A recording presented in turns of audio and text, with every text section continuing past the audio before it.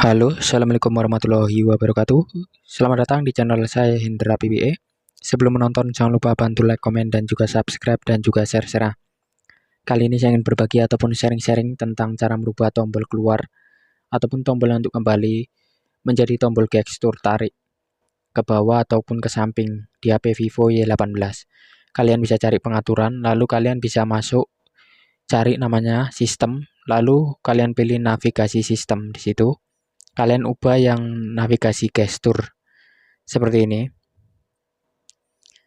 Kalian bisa lihat tombol kembalinya yang di bawah sudah hilang. Ini jadi kembalinya kita tarik dari samping dan dari bawah ke atas. Seperti itu. Ini saya contohkan lagi cara kembalinya. Nih tarik dari samping bisa.